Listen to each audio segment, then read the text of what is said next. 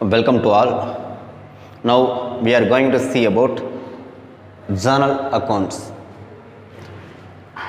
Journalize the following transaction of Mr. Arun for the year 2000 January 1. அருணோட குறிப்பிட்ட பதிவுகள் கொடுத்துருக்குறாங்க. அது ஜேர்னல் என்ட்ரி. அதை வச்சு பார்த்தீங்கன்னா நம்ம அக்கௌண்ட்ஸ் வந்து நம்ம ப்ரிப்பேர் பண்ணுறோம். 2000 January 1 business started with rupees 2,50,000 and cash deposited with bank.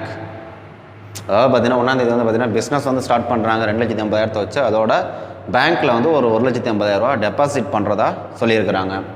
Next one 3ஆந்தேதி purchased machinery on credit from Siva. Purchased மெஷினரின்னு சொன்னாங்கன்னா cash transaction.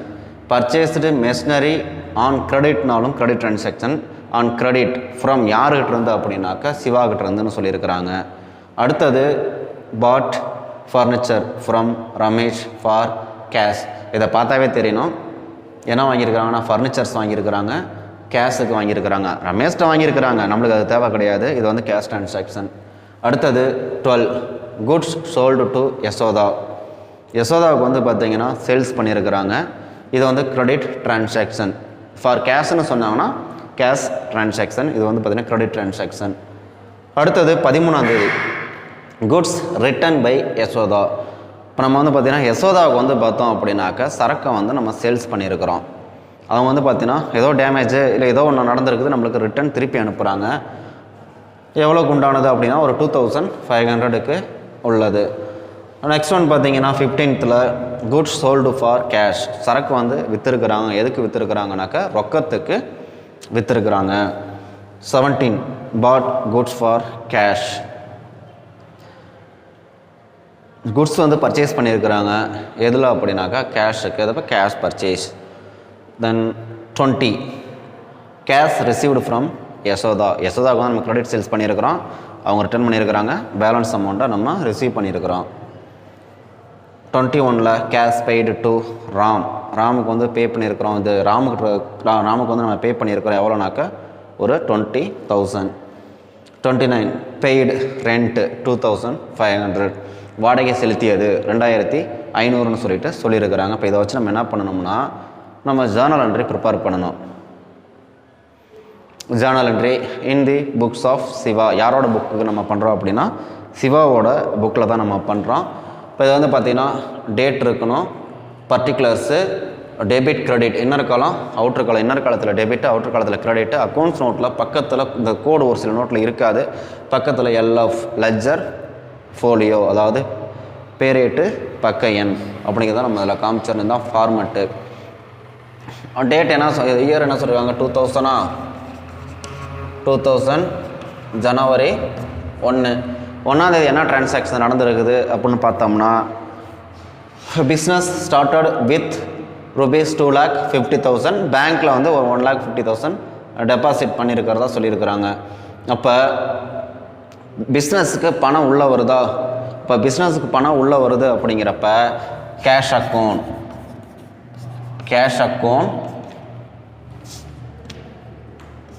Data to capital. Cash account data to capital. அது வந்து பார்த்தீங்கன்னா யார் அருணோட கேபிட்டல்னு சொல்லலாம். டு அருண் கேபிட்டல்னு சொல்லலாம், இல்லை கேபிட்டல்னு போட்டாலும் போடலாம். எவ்வளோனாக்க 2,50,000.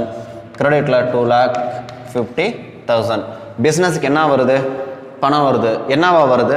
கேபிட்டலாக வருது. இதுக்கு நேரேஷன் எழுதணும்.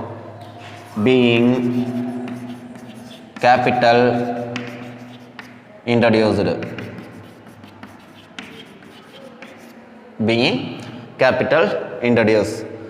தென் அதே ஜனவரி 1ஆந்தேதி பார்த்தீங்கன்னா பேங்க்கில் வந்து டெபாசிட் பண்ணதாக சொல்லியிருக்கிறாங்க. அப்போ நம்மகிட்ட வந்து பணம் வெளியில் போகுது. அப்போ பெறுபவர் யார்? Debit the receiver. Who is ரிசீவர்னாக்கா பேங்க் தான் ரிசீவர். அப்போ bank account data to cash account. எவ்வளோனாக்க 1,50,000. 1,50,000. 1,50,000. being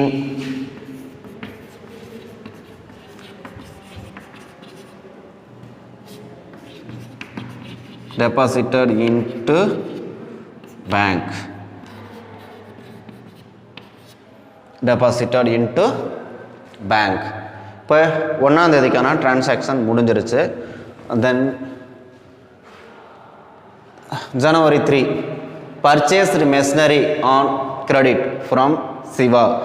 என்ன பர்ச்சேஸ் பண்ணியிருக்கிறாங்க அப்படின்னாக்க மெஷினரி வந்து பர்ச்சேஸ் பண்ணியிருக்கிறாங்க. எதில் பண்ணியிருக்கிறாங்கன்னா கிரெடிட் டிரான்சாக்ஷன் தான். அப்போ 3ஆம் தேதி machinery account data to credit purchase பண்ணியிருக்கிறாங்களா, credit from Shiva. Credit the giver யார் தராங்க அப்படின்னா சிவா கொடுக்குறாங்க. எவ்வளோ அப்படின்னாக்க ஒரு 50,000 machinery account data to Shiva 50,000. இப்போ இதுக்கு நேரேஷன் வந்து எழுதணும். Being credit purchase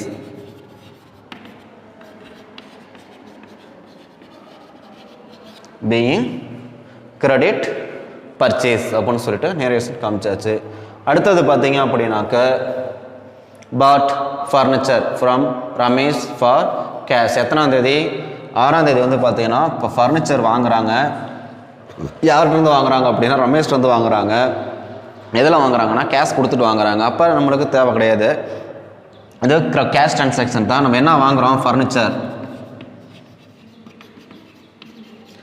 furniture account data to cash கொடுத்து தான் வாங்குகிறோம். கேஷ்.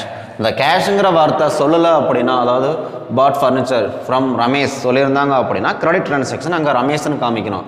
நம்ம கேஷுக்கு வாங்குகிறோம் அப்படிங்கிறப்ப நம்ம யார்கிட்ட வாங்கினங்கிறது தேவை கிடையாது. எவ்வளோன்னா ஒரு 25,000.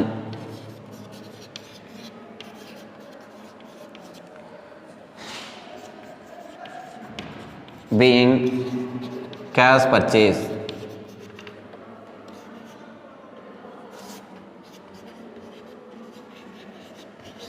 Being cash purchase. அதனால் ரொக்கத்துக்கு இப்போ கொள்முதல் செஞ்சுருக்கிறாங்க. Sold to Yashoda January 12. யாருக்கு விற்கிறோம்? Goods sold to Yashoda. கேஷுக்கு விற்றுருந்தோம் அப்படின்னா கேஷ் அக்கௌண்ட் டேட்டா டு சேல்ஸ்னு காமிச்சிருப்போம். ஆனால் யசோதாவுக்கு விற்றுருக்காங்கன்னு சொல்லியிருக்கிறாங்க, வேறு எதுவுமே சொல்லலை. அப்போ இது கிரெடிட் டிரான்சாக்ஷன். அப்போ பெறுபவர் யார்? Who is the receiver? Yashoda தான் ரிசீவர். பெறுபவர் யாருனாக்க யசோதா. 12ஆம் தேதி goods sold to Yashoda.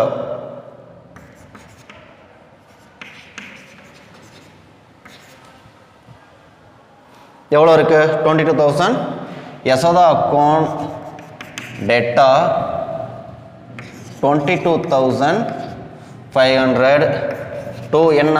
Sales 22,500 being credit sale. Being credit sale. இது வந்து கேஷ் டிரான்சாக்ஷன் கிடையாது, கடனை கொடுத்துருக்கறதுனால இது கிரெடிட் டிரான்சாக்ஷன்.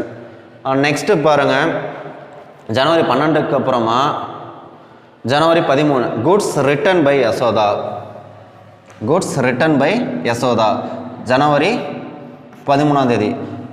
பர்ச்சேஸ் அப்படிங்கிறது டெபிட்டில் வரும், சேல்ஸுங்கிறது கிரெடிட்டில் வரும். பர்ச்சேஸ் ரிட்டன்கிறது கிரெடிட்டில் வரும், சேல்ஸ் ரிட்டனுங்கிறது டெபிட்டில் வரும். Goods return by Yashoda. நம்மளுக்கு வந்து பார்த்தீங்கன்னா குட்ஸை வந்து திருப்பி அனுப்புகிறாங்க. யார் திருப்பி அனுப்புகிறா அப்படின்னாக்க யசோதா திருப்பி அனுப்புகிறாங்க. நம்ம யசோதாவுக்கு வந்து பார்த்தீங்கன்னா முதல் நாள் வந்து 12ஆம் தேதி சேல்ஸ் பண்ணியிருக்கிறோமா, அது ஏதோ ஒரு டேமேஜ் ஆகிருக்கலாம். அதனால் வந்து பார்த்தீங்கன்னா அதான் நம்மளுக்கு திருப்பி அனுப்புகிறாங்க.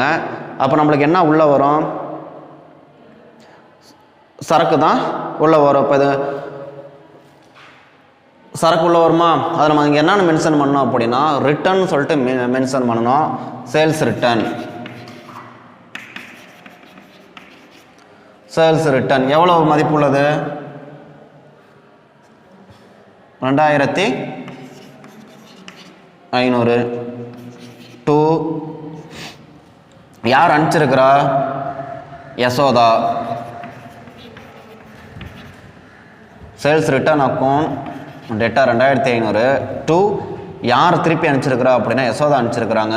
எவ்வளோக்குன்னா 2500 மதிப்புள்ளதை. பீயிங்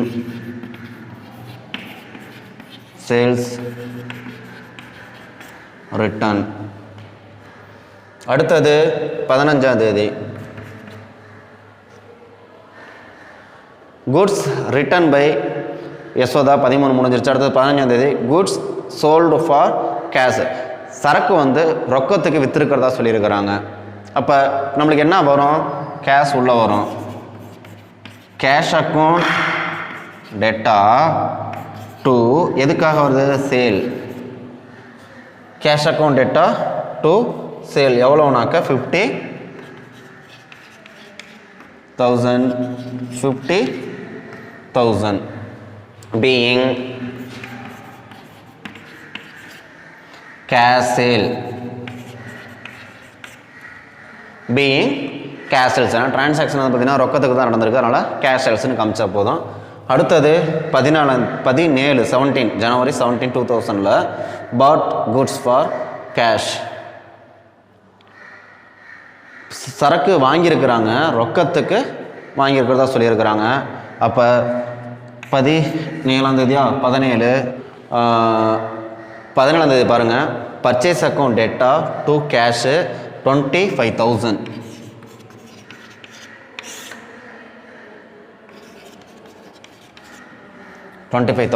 இது வந்து பார்த்தீங்கன்னா ரொக்கத்துக்கு வந்து பார்த்தீங்கன்னா பர்ச்சேஸ் பண்ணியிருக்கிறாங்க. இதுக்கு அடுத்தது 20ஆம் தேதி கேஷ் ரிசீவ்டு ஃப்ரம் யசோதா. இப்போ என்ன பண்ணியிருக்கிறோம்? ஃபஸ்ட்டு யசோதாவுக்கு சேல்ஸ் பண்ணியிருக்கிறோம், அவங்க ரிட்டர்ன் அனுப்பிச்சிருக்கிறாங்க. அதுக்கப்புறம் பார்த்தீங்கன்னா ரிசீவ் பண்ணதா சொல்லியிருக்கிறாங்க. ஸோ பாருங்கள் 20ஆம் தேதி cash received from Yashoda. Cash received from Yashoda. 12ஆம் தேதி யசோதாக்கு எவ்வளோக்கு சேல்ஸ் பண்ணியிருக்கிறோம்? 22,500க்கு நம்ம சேல்ஸ் பண்ணியிருக்கிறோம். அடுத்தது பார்த்தீங்கன்னாக்க அவங்க ரிட்டர்ன் அனுப்பிச்சிருக்கிறாங்க ஒரு 2,500. அதாவது 500 மதிப்பில் சரக்கு அனுப்பிச்சிருக்கிறாங்க. பணம் நம்மளுக்கு எப்போ வருது அப்படின்னா 20ஆம் தேதி வருது. அப்போ கேஷ் ரிசீவ்டு ஃப்ரம் யசோதா. யசோதாவிட்டது 20ஆம் தேதி வருது. எவ்வளோனா ஒரு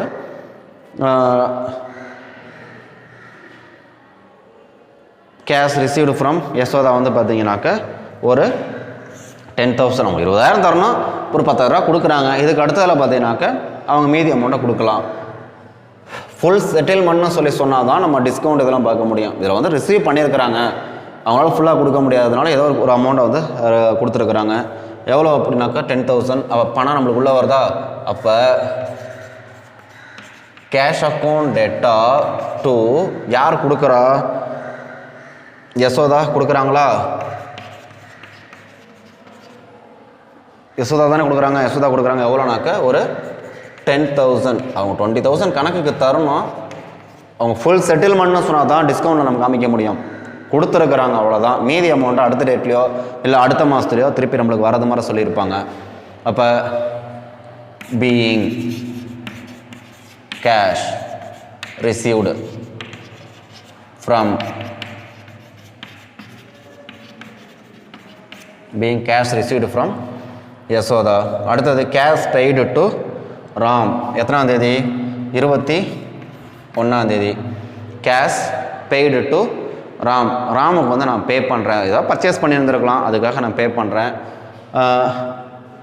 யார் வாங்குறா? பெறுபவர் யாருன்னா Ram.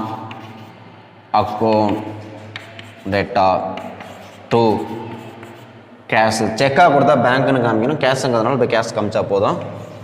20,000 being cash paid to Ram. Next வந்து பார்த்தீங்கன்னா 29ல் பெய்டு ரெண்ட். 29ஆம் தேதி ரெண்ட் பெய்டு. இப்போ ரெண்ட் அக்கௌண்ட் டேட்டா